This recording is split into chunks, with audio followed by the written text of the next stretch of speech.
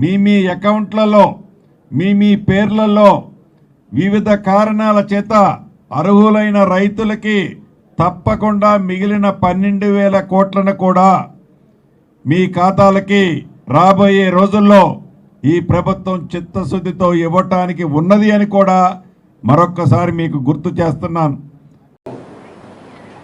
సరే, కొన్ని ఏదైతే సాంకేతిక కారణాల వల్ల రుణమాఫీ జరగలేదో వాళ్ళకి 100% మేము రుణమాఫీ 2 లక్షల రూపాయల వరకు చేస్తాము అని చెప్పి మరోమారు మేము హామీ ఇస్తున్నాం.